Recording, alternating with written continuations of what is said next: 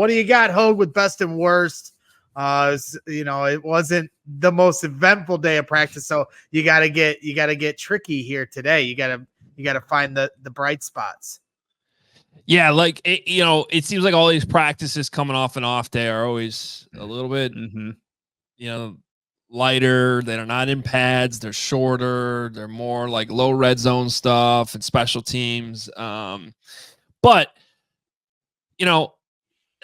there's been moments of this throughout camp, and I especially love seeing it today with all the low red work that they're doing. But and I hate to bring this back up to Bears fans, but I promise you it's with good intentions. But you remember how easy it was for Aaron Rodgers to just pick up third downs and touchdowns on the Bears with those slants, those constant slants, to what's his face? 17. Why am I blanking on his name? 17. Davante Adams. Yeah, what the heck was that? My brain is Greg Jennings last night. Yeah. Donald Driver. All of Jordy Nelson. Randall Cobb. I was right now. Yeah, specifically to Adams, though, is what I was thinking of. Anyway, the reason I bring that up is because little bit of Aaron Rodgers in some of these quick slants to a DJ Moore today, to a Keenan Allen today. And it's been very frustrating watching the Bears like all these years and being like, why can't that look so easy? Why can't they do that? And obviously you need to have the receivers to win that quickly at the line of scrimmage, but you also need to have the quarterback. Because the one today to Moore was like a little like sort of sidearm flick through traffic. It was really cool. So that's my best today, because just seeing those today specifically, but also kind of throughout camp, start to just pile up a little bit. Know that's something the Bears have in their arsenal on key third downs. I think is going to be huge for them. And then I didn't have a whole lot of bad things, I think, today, because it's just they're kind of working through some stuff. But I'd have to say another missed field goal from Cairo in there. I guess I'll just throw in there. Did you guys count more than one? I just counted a one. He had the one. Yeah. He made the 55-yarder. Yeah. But honestly, I'm reaching there, to be honest. Like, I'm reaching to, I guess there were a couple interceptions there you could pick. So whatever you want to go with. But for me, that's just what I'm going to go with. I'm still not worried about Cairo. And like you guys said, he bounced back and he hit, a couple deep ones, including a 55-yarder. Yeah, no, this practice, it was like you said, after a day off, it's kind of you have to work your way back into things. But for my best, it was towards the end of practice. I think the best play of the day from the offense was that double move from Odunze. And I think it was Terrell Smith in coverage on the play, and Caleb Williams was able to draw the defense offside and take advantage of the play and just hit Odunze for the touchdown. It was a beautiful route, just a nasty route, looking in, going back vertical. Terrell Smith looking like, where is 15? He's in the back of the end zone catching a touchdown from Caleb Williams. So that was really nice to see after, it was a mixed results day on offense. And then, I have two worse, and one is on the football field and some afterwards, but there was some snapping issues going on in the low red zone where it looked like Caleb Williams got the snap from Coleman Shelton. He wasn't even expecting it. So it was a false start.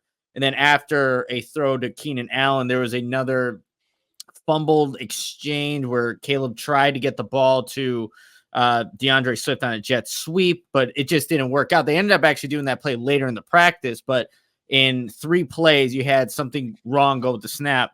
But then my other worst, you guys, I don't know if you've seen the social media video that the Bears posted about what is considered old. Some of these players are saying 26 is considered old. Like, that's some bull crap. Like, I'm not going to take that yet. I'm 29 and now I'm old. Well, I guess some of these guys are just so young, but 26? Braxton Jones said 40. I appreciate Braxton Jones and just, I don't know, just the transparency there, but 26, I'm like, oh, hell no. Like, that is Caleb not cool. Caleb was the one being nice and bumped it up to 59, I think. Okay, yeah. Saying what your oldest, and then Tyreek Stevenson saying 36. I'm 38. So, Tyreek's, looking down on us, mid 30-year-olds. Carm, not making the cut with most of these players. A few, Caleb still considers him young, so that much. Carm's in the chat right now too. I'm not. Yeah. I'm not holding up. You know where Carm is? Carm's in the doghouse. Because he doesn't know that we're in training camp, right? Like this is training camp. Mm-hmm. And you don't go to whatever family camp is in the middle of training camp. Yep. You have, 8 other months of the year to do that. And, just you're happy belated birthday, Carm. I feel about Carm, I think the way Flus feels about Nate Davis right now. You put the camp in there. Yeah. Can you pronounce that again there, Greg? Camp Nabagamon. Just let him take his mushrooms in the forest. Jeez Louise. In peace. I'll never forget that clip. No, I'm excited. I'm excited to see more slants, like you said, Hoge. I saw you talking about it on Hoge and John's. Like, hey, are they a good screen team now? You saw a couple really nice screens today. If we're throwing slants and screens, I don't know. Bears fans might throw the parade before we even get to the playoffs. But my best is, I had a couple. I'll give a shout out to your guy, Torrey Taylor. He did on punting drills on his first punt, dot it at the 1 yard line. It was a perfect punt. It drew oohs and ahs just as much as Odunze's double move. Beautiful punt. He had many inside the 10, but that one was his best punt of the day. But the one that I really wanted to point out was, Eberflus's attention to detail. In the 11-on-11 red zone, the first one they did on the far side of the field, it was an extended session. They had a lot more plays than you normally see. It was like more towards 8 or 9 plays as opposed to your usual 5. And on one of the jet sweeps, like Nick mentioned, where there was on the handoff exchange, the ball went on the ground. And so they ran like 3 or 4 more plays after that. And then Eberflus had them run that play again as their final play of that session. Yeah. And so I just enjoyed that attention to detail from Eberflus. They're like, hey, you guys aren't coming off the field until you get it right. DeAndre Swift, Caleb Williams with a nice exchange. DeAndre Swift goes skirting up the left sidelines. And you're just starting to really see the kind of weapon that DeAndre Swift's going to be to this football team. You saw it on full display on Saturday, and I just think you're going to see more and more of that. My worst is, there wasn't too much to take from practice today. It was pretty slow going, no pads, there really wasn't anything that I could really pinpoint.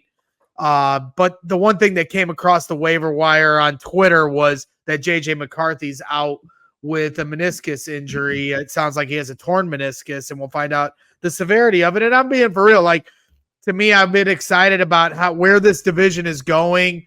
You see J.J. McCarthy. I think this quarterback class in general has a lot of promise, led by Caleb Williams. But, when you look at this whole division, where they're going, the Lions, the Packers with Jordan Love, and then the Vikings, obviously, bringing in J.J. McCarthy with the top 10 pick, if Caleb Williams is going to be the best quarterback in football, then this division is going to be the toughest division in football, and it's only going to make him elevate his game even more. So for JJ to be out, I feel bad for the Vikings. I know he was kind of, laying it out there the other day during their preseason game. So maybe that had something that attributed to that. So you just hope that everybody, can make it through clean for the Bears. But at the same time, looking across the rivalry to the Vikings, losing your quarterback like that, you never like to see at the end of the day. So that's my worst for the day.